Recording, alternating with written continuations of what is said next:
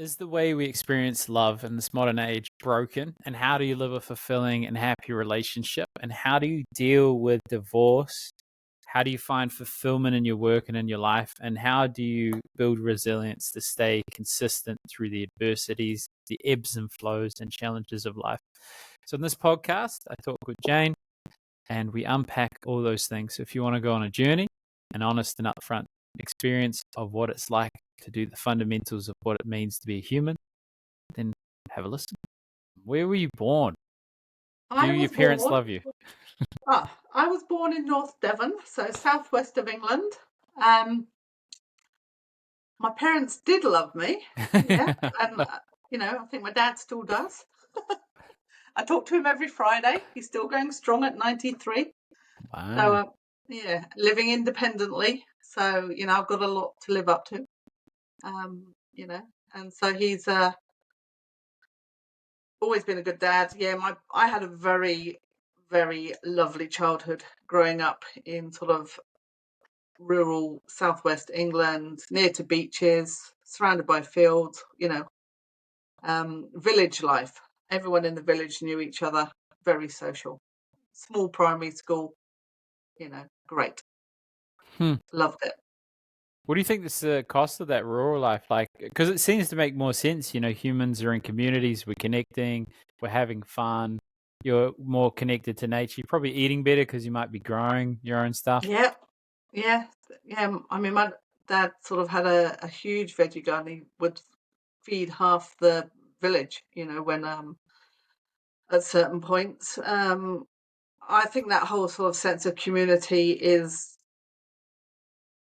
it's sad that we're losing it and that we have lost it a lot. I just the whole sense of security, of sharing, of safety, um, knowing everyone that was around you, kids growing up together, long-term friendships.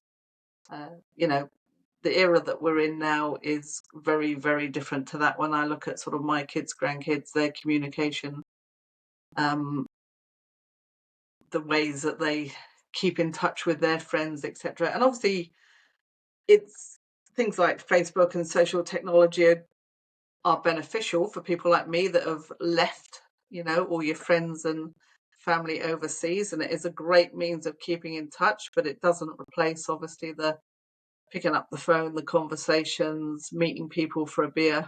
I find it sort of quite sad. I really look back on that sort of village life and as a real privilege to having grown up in that sort of period, as it were. Yeah, it's a beautiful thing. It's like, so people call me Mm. a failure because I live with 6 people, and it's by choice. And it's like, Yeah, yeah. because it's a massive house, and the way I see it, so I just rent, head tenant, and then I do like a massive amount of viewings to find people that I really like and value, and feel like we could learn from each other. And then Yeah. we sit down and eat, we talk, we have fun. And I just feel like most people swiping through their phones, living a meaningless existence at a job they hate. This doesn't really make sense to me. I don't really. No, no. I mean, what is there in life if it's not sort of connections with people? You know. Has there been something as you've gotten older that you used to think was important, but it's actually not? Um. Well, I think a lot of the status symbols, because when it all drills down to it, the things that bring me joy in my life are, hanging out with my family, and that doesn't have to be expensive, doesn't have to be flash. It's just sitting on the deck, with some cheese and crackers, with friends, family, and having a good conversation. I am a real proactive person when it comes to keeping in contact with people, making things happen, keeping the family together, you know, making sure I've kept in touch with, wider family members. I try and go out of my way to do that because I think family and friends are, all you've got really at the end of the day. Oh, it's the most important thing. It's bizarre. Mm. For me, like I'm real anal about agreements. Like if I make a meeting, I stick to it and I turn up at the time. But Yeah. the exception is, if there's someone important in my life that's in need, who cares about whatever thing I don't need to do with work? You know what I mean? Like, what's more important than the people you love? Oh, Things seem to exactly. be backwards. Yeah. And I've always been fortunate to kind of work in roles and positions where, family has always come first, sort of thing,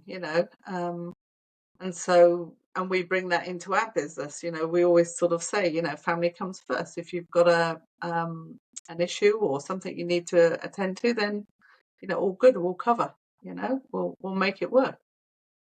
Do you So, think about replicating that type of community in the workplace? Because they say if you want to live a fulfilling life, the most effective way to change the things holding you back is to change your environment, mm, or it's your upbringing, which you can't do much about. But most of your life is at work. And if you're not happy and you're not connected at work, it's pretty tough. So do you think about how to maintain that connection in the workplace, or rituals you go through? Or well, we try, sort of thing. I mean, we're fortunate in that we're a small office. There's four of us in there.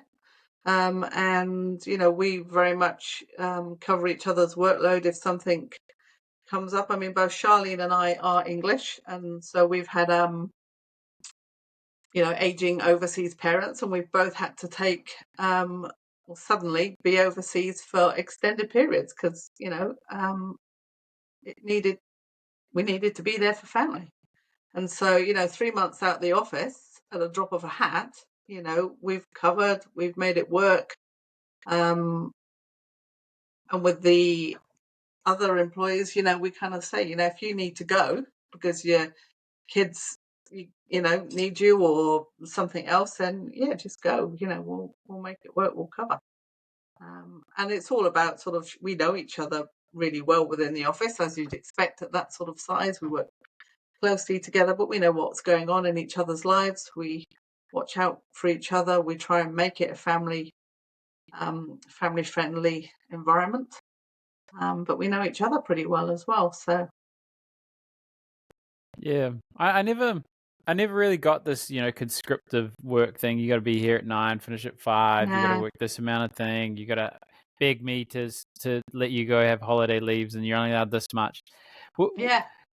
Where do you think that comes from, or why do you? Because I mean, I know people are complacent, and I know people, need certain boundaries in order to succeed in life. But I don't know, it doesn't seem to make sense to me. It doesn't seem to make sense. And I look at my children, sort of thing, and you have a huge diversity in terms of, I mean, they're all very disciplined when it comes to work. They're all very committed. um but they're very different in terms of, some will just prioritize work over a lot of other things. Others, will do the family thing first. And you kind of think there's some kind of mindset, whether it's innate, that just kind of says, I need to focus on work. I'm there for 9 to 5. I can't take more than, if I go 5 minutes over my lunch break, I'm going to be um, hammered for it. And I don't even think that even comes from the top. It's a mindset that's been drilled in to them from something or somewhere, Mm, that, to keep your job, you have to play by the rules, kind of thing, 100%.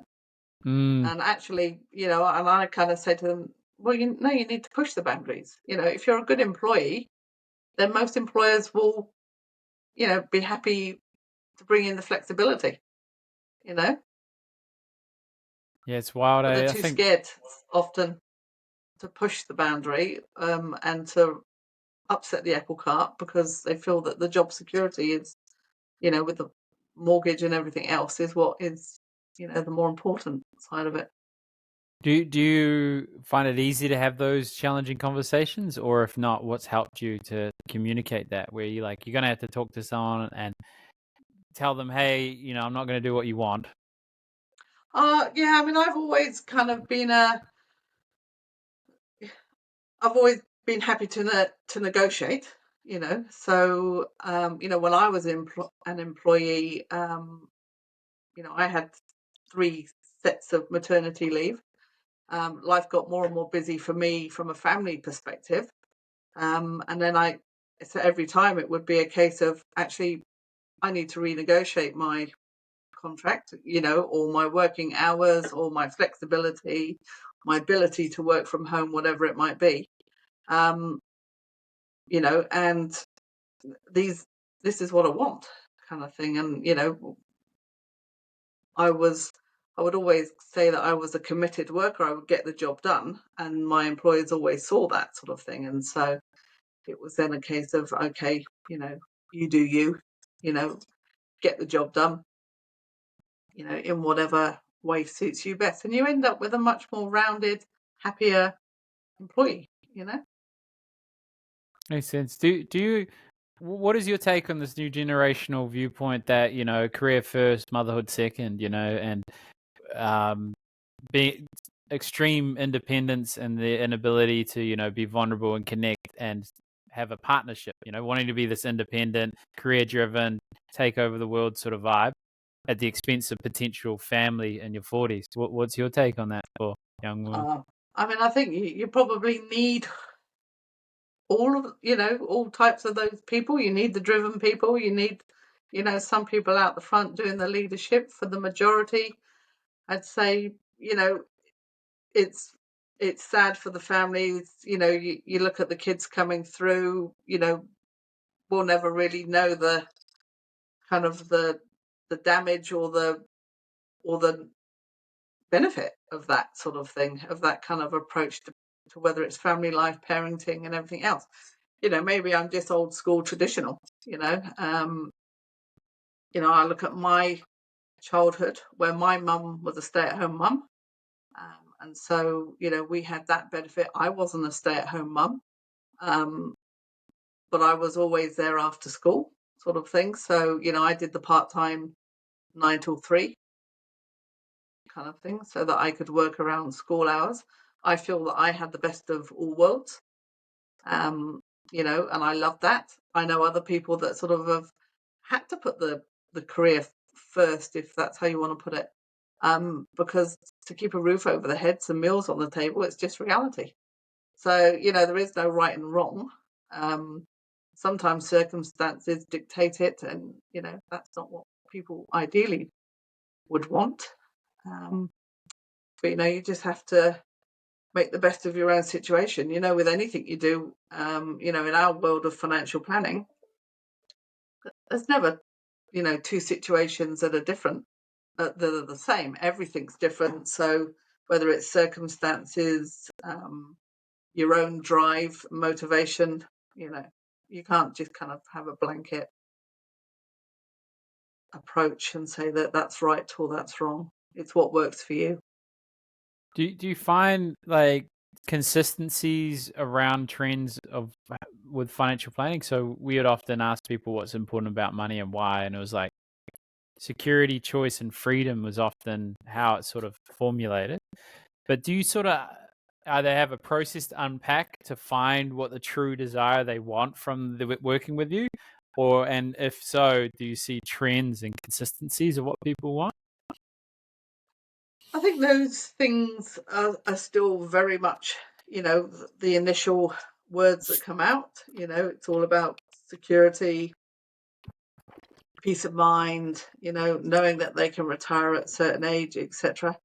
We try and do a lot of uncovering, because a lot of that's in the future, and you don't know that you're being financially secure until you get to the end, Yeah. So,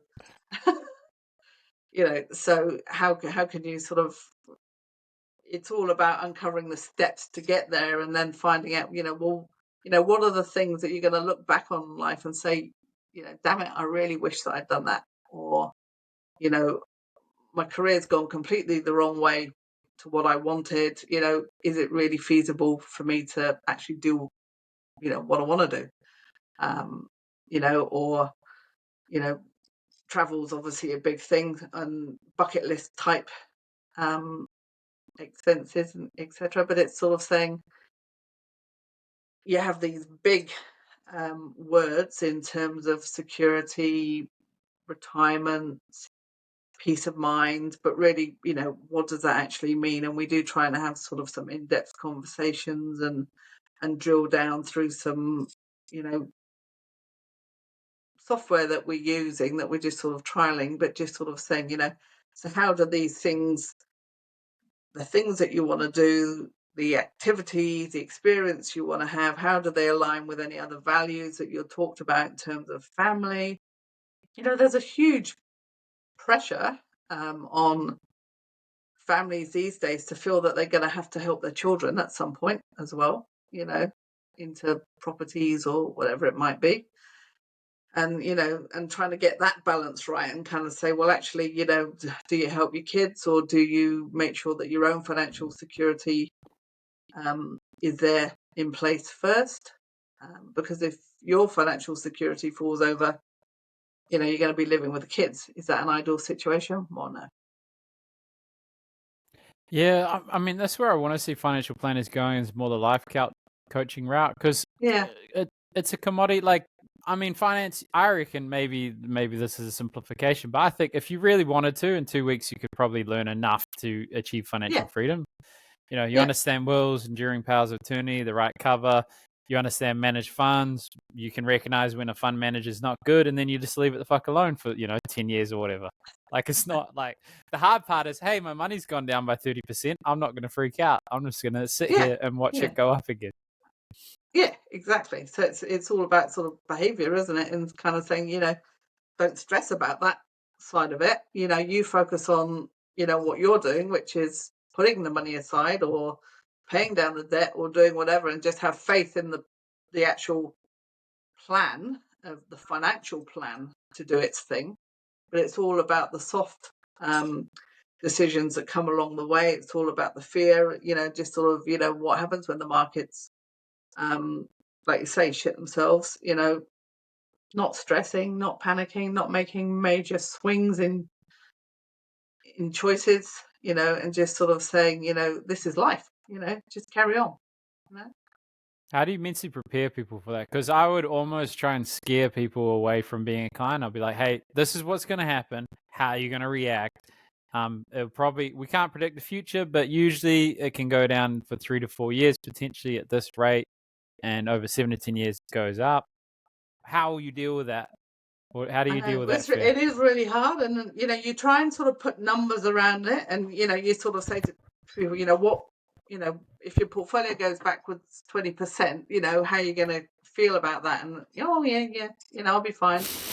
And then you kind of put it into numbers and say, well, that's 100 grand. So if your portfolio is, you come and see me and it's dropped by 100,000, you invest, 500,000, and you come and see me and it's worth 400,000. How are you going to feel? Oh yeah, I'll be fine. I'll deal with that kind of thing. And you kind of think, really? You get to the first quarterly. So we see people sort of the first 3 months after they've invested and make sure that they're happy with their online access, they're, understand the reporting and what they're seeing on the screen and everything. And it's really good if it's gone backwards in that first 3 months, because then the conversation is a lot realer. They're looking at these figures and they're seeing that actually, oh, it hasn't been a positive return. How am I feeling now? Because my money that I physically put into this investment is less than it was. Is my heart has my heart rate gone up? Am I feeling stressed? And you can have much better relatable conversations about what loss is like. And it's all very well to see it on paper and see a chart that goes up and down, but until you're actually, physically seeing it, it doesn't, you don't know what you're going to feel like, sort of thing. So it's great to then have those conversations, say, great, this is what it feels like. You have to get used to that because that's going to happen, on a regular basis. But you just have to trust, the long term, we're going to have the upward trend kind of thing. I always Interesting. like it when my first quarterly report is a negative one. Interesting. Yeah. Well, it's similar when we're training salespeople. The person that made the sale quickest and had a run were the ones that left. And the ones that didn't do as well at the start, but then worked it out, are the ones that stayed. Yeah. And it was the emotional fortitude they developed and the reward. They did it with rats as well, actually. So they put this rat's pretty horrific, but they put them in a bucket and they would put them in there and then just let them go. They couldn't get out, and then they'll slowly start to drown, then they'll pick them out. But the ones that Right. they picked out swam something like twice as long because they had hope. Oh, So they okay. saw as possible that they'll get out Yeah. if they just kept going. And I wonder Yeah. how many people in life are like that as well. It's like if they only knew that the pot of gold was that, 10 shovels deep and they stopped at 9. And they stopped at 9. Yeah. Yeah. And it's just, and you've got plenty of real life stories that you can sort of tell people of, markets going backwards. I mean, I started in financial services in 89. Oh, And yeah. so, in the UK, we then had the big sort of tech wreck situation, and we had plenty going on, and there's been plenty of negative stories. And when you've kind of been through them, it makes life easier to share the realities and share the scary stories of how bad it can be. But then you just have to stick to the plan and just be resilient. Just on the resilience, right? Has there been points in your life where you've required it and you'd had to lean into that? Personally, Mm. yeah, I mean, I've made big changes in my life, I guess, and I've had, and at the time, they felt sort of like they were, um, major sort of issues, decisions. But then, same with anything. You look back in 5 years' time and think, oh, was that really such a big deal? It's life's moved on. Things have changed. I got through that period. I might have other issues and trials at the moment, and yes, they might be less in comparison, but actually they've made me stronger. They've made me at whatever position I'm in now because of that trial that I went through. I'm very much I guess I would consider myself definitely a glass half full type of person. Oh, yeah. I think more about the you know regretting things I didn't do rather than things I've done. So you kind of move on. I mean, I had the opportunity here to move to. So I'm married to a Kiwi, sort of thing.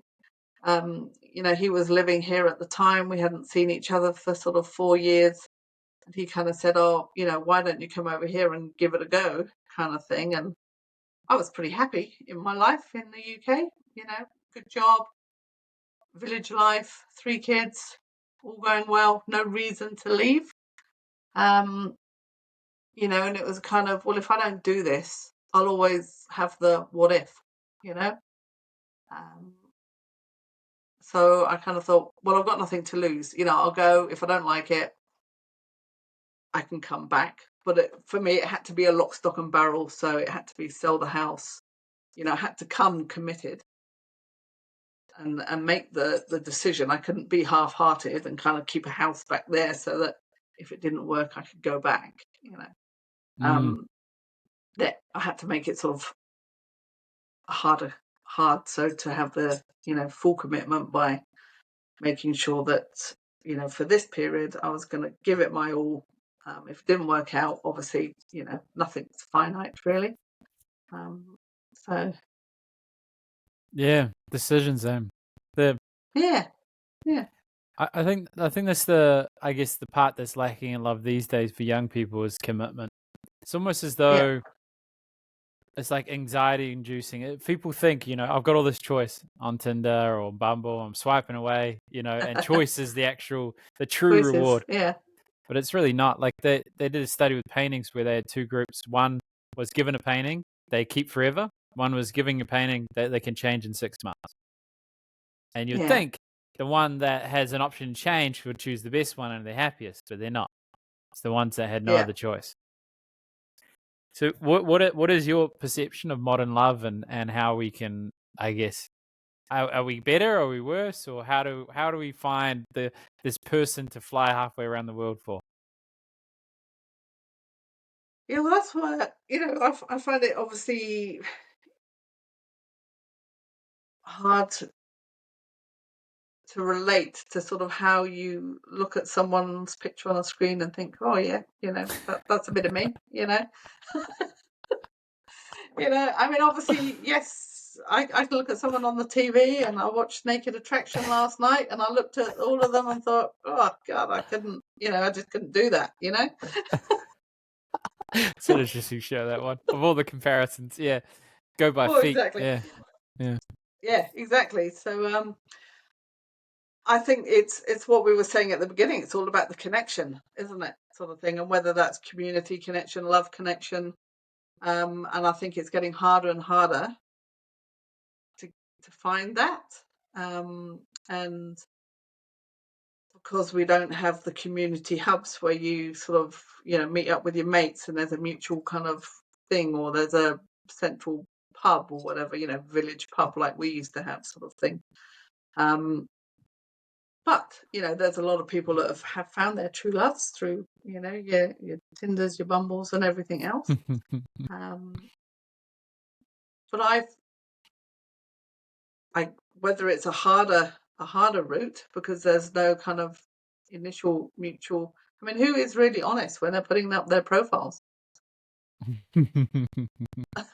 No, especially with the pictures. Gosh, you end up on some Yeah, dates and you're like, you're a different human being.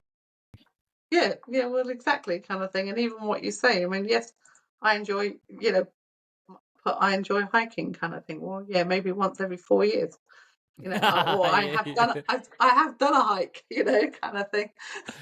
Yeah, But very actually, true. I'm a Saturday morning lie-in with the paper and a crumpet, So. Well, I watched this TED talk. It was quite interesting. It was like it was talking about hormones and dating, which is I never thought of it in that way. It was it started from a conversation from her grandma, and her grandmother said to her, "You know what's wrong with your generation? You just get into bed too quickly."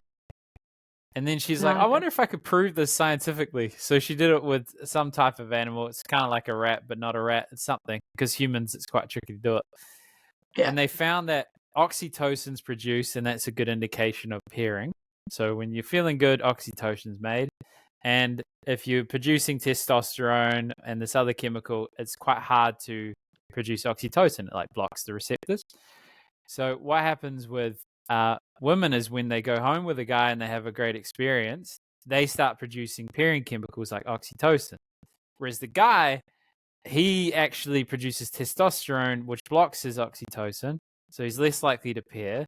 What makes him pair is the moment of commitment. So it's actually getting Ah, to know the girl, committing, and then going home together. Whereas what we're doing is going home right. together and then avoiding the commitment.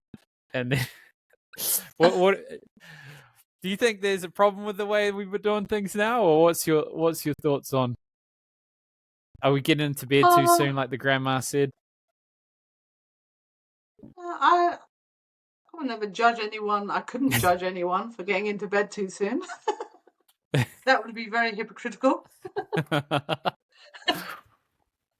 I mean, I I find it hard. I mean, have you got a partner, or how do you meet your Nah. last I'm a partner? recovering whore, if you're wondering. Yeah. Ah, okay, I'm trying to okay, get to know people now. I'm a changed man. That's right, what I'm doing.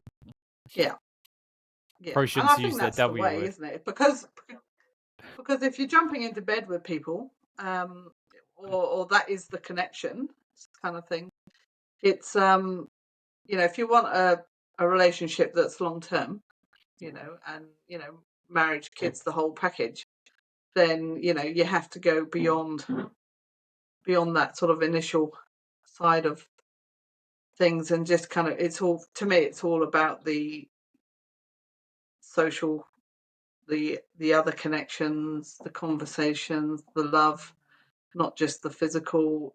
And I guess because I haven't done that side of it in terms of dating apps and things, you get the impression that it is just all sort of about the physical attributes, initially, kind of thing. So, but each It's a to their own. transaction. Yeah, It says yeah. you lose a piece of your soul. Honestly, I swear, like it's like the Horcrux in Harry Potter. Like every time you have a meaningless connection, you lose a piece of yourself. Piece But of your anyways, we should soul. move off. Yeah. This is probably inappropriate. But what on the long term marriage, like what's been useful or rituals that you find is quite helpful, whether it's like having a date night once a month or talking about the family so you're on a cohesive unit, or do you find things have been helpful to maintain the bond over long periods of time? I think most of it's all about making sure you spend time with each other, and quality time. When you've got young kids, etc., that becomes hard. But yes, there's always, and even if it's just when the kids are in bed, you actually take time to maybe not have the TV on, or to take longer over dinner, and just have the conversations, not to make life all a rush, and to just, it doesn't have to be an actual date night going out and the romance side of it, but it's all about making sure that you do connect with the person, properly, on a regular basis, because we can get so wrapped up in being busy and doing our own thing and, rushing in, shoveling down your dinner. One of you might watch TV, one of you might have some work to catch up on, all that kind of thing. And then actually you find you haven't really had a proper conversation about anything meaningful for a long while. So you start going off in different tangents. It's not hard to keep a relationship alive, Ah. but it is just making the effort. Hmm. How do you know in the moments when, let's say, you're faced adversity and you're disconnected in your relationship, how do you determine whether, hey, this is something I'm fighting for, or hey, this is something I should leave? Like, how do you know to like put in that effort? Because it's scary. Because that's all us. I think a lot of young people, especially me, I'm like, oh, run from commitment. Oh, it's too hard. Oh, latest. Like, that's not a good approach. So, Um, yeah, I've never been scared of commitment, but then I was divorced from my first. I've been through divorce kind of thing, so I've had a relationship that didn't work long term. We had 12 or 13 years. But then when you got to the stage where, for whatever reason, there was no future. Definitely kind of not feeling that you need to. You got to believe in your own self-worth. So it's not staying in a relationship because of the kids or because I can't afford to leave it, or all those types of reasons. It's about trying to get the network around you that's supporting enough to say, actually, you can do this. We've got your back. Um, get out while you can, kind of thing. Move on. There's a whole life ahead of you. What is the point of being miserable or even 50% miserable? Life's too short. mm. How do you know if it's worth fighting for or not, or you don't? Or you just deep down, just making up bullshit I think excuses. deep down, Yeah, yeah. Because if you're questioning whether it's worth fighting for, there's your answer. there's your answer. Yeah. Yeah, wow. Has there been something that's been quite helpful in healing and still being able to connect with others since then? Um, I guess when back in at that particular stage of my life when I was it's all about forgiving, and if that's what you need to do, but also just remembering that for me, I've always been very much I guess I'm a peacemaker, Mm, in terms of I don't need to have unnecessary conflict in my life. It's a negative sort of energy. If I don't need to, if I have to have a connection with the person, through kids or whatever else, then I'm not going to make that a negative environment, because I've got the rest of my life ahead of me.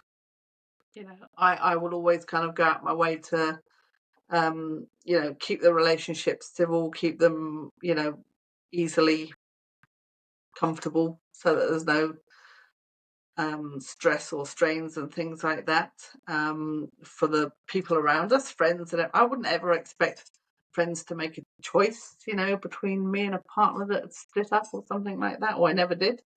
We could rumble along in the same circles, and because again, for me, I'm a glass half full. Life's too short. You're there. You're doing your thing. I'm doing my thing. We can move on parallel, but completely separate, and it not be an issue for me, sort of thing. Hmm.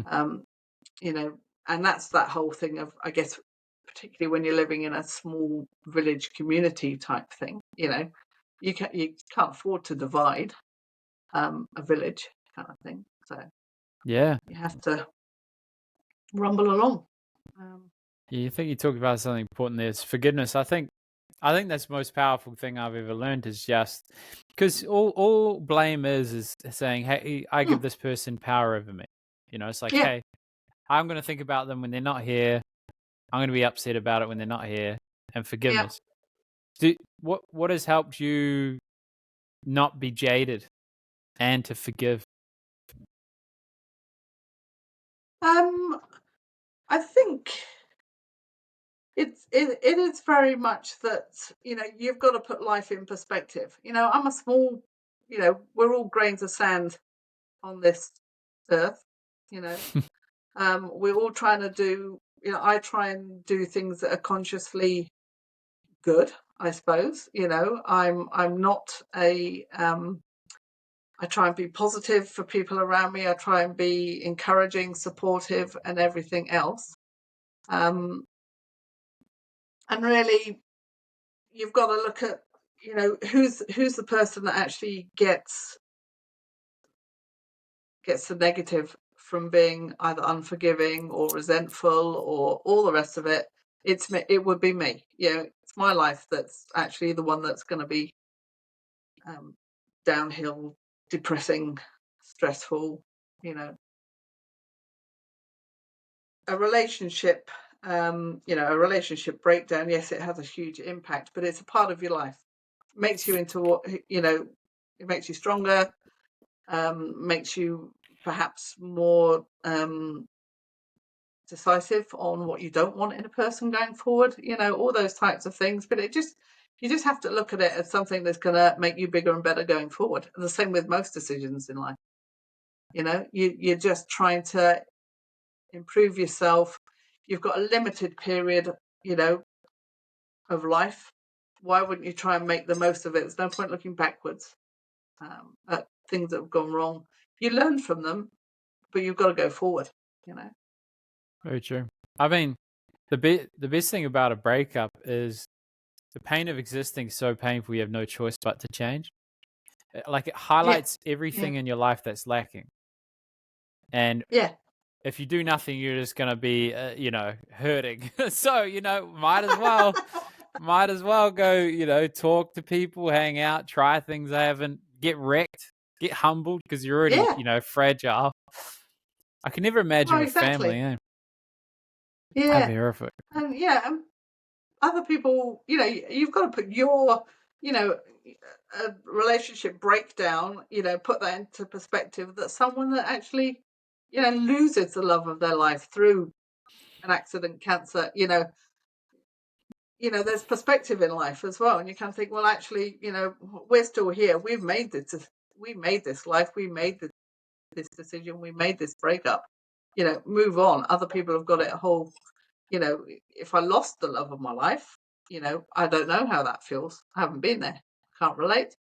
But I imagine that's bloody tough. Yeah. Well, I was talking to someone the other day. They're married for a few decades, have young family. her husband went to climb a tree to help get a kid down, just fell, Oh, died. You think yeah. So, hmm. you can't really be surprised by that. I mean, I don't know how I feel. Like, I've had some people die, no one, super, like your grandparents and stuff, and it's sad, but not for long. You know what I mean? Like, it's not a surprise. You know, No, no. it's like Well, it's like, when it goes in the right order, the grandparents, the parents, the children, then that's life kind of thing. But, it's when, like, losing a child, losing a partner young kind of thing, that's kind of, you expect when you're in your 70s, 80s that, you're going to start losing people around you. But, mm. you would hope that, in your 30s, 40s, that, you don't lose your husband. You don't, obviously, no one ever wants to lose a kid, so Yeah, that'd be yeah, horrific. I think for me, what yeah, makes things like that hard would be if in some way I feel responsible. yeah. Because if someone dies, I'm not surprised, and if they die younger, No. like I only have emotions for 5 minutes, so eventually I'll just be like. But maybe people listening to this have horrific tragedy, and they're like, Ryan, you're so insensitive. I don't know. At some point, emotions are you choosing to keep experiencing them. In my opinion,